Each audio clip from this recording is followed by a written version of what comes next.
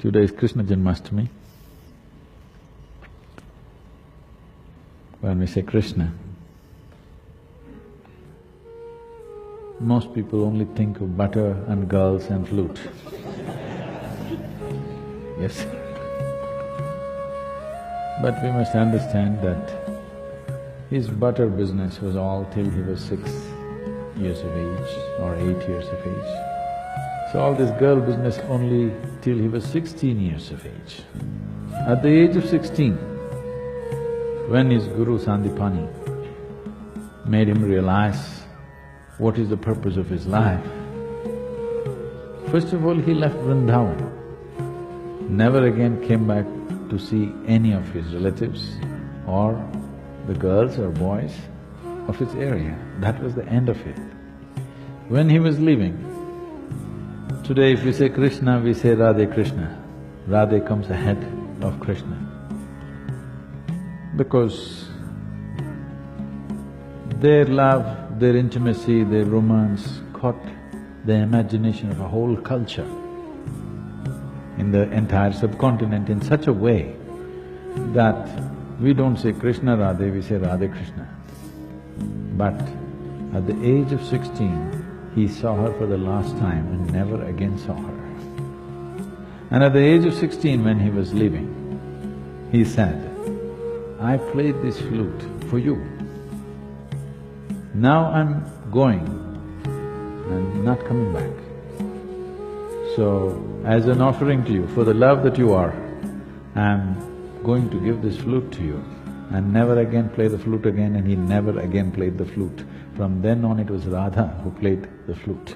He never played flute after 16. From 16 to 21, he lived as a brahmachari. He took sannyas, lived as a brahmachari, went through severe sadhana. After that, his entire life was committed to marry political life, political process and the spiritual process. Well, it ended up in a disaster, but he did everything possible. So obviously, those days, political process was not a democratic process. So he thought, the most important thing is, if the leadership gets it, then the benefit will naturally come to the people.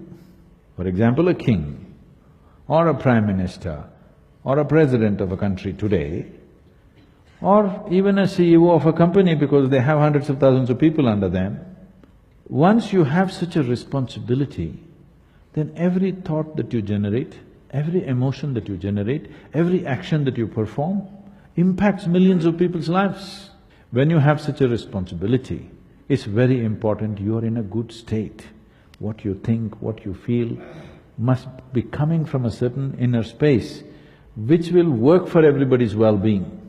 If I have a narrow view of life, every thought that I generate will damage people's lives, every emotion that I have will damage people's life, actions that I perform and especially actions that I do not perform, which I'm supposed to perform, will cause immense damage to people's lives, isn't it? So he focused only on leadership. He wanted the kings of the day to turn spiritual. Unfortunately, it ended up in a disaster of Kurukshetra, a terrible war which wiped out, an entire generation of men literally.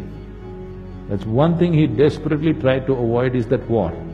But the most terrible war happened and even his own clan all fought among themselves and killed themselves. But still we worship him. We call him Lord because through all this he was playful, untouched by a terrible reality, a terrible drama that's playing around you, but still untouched.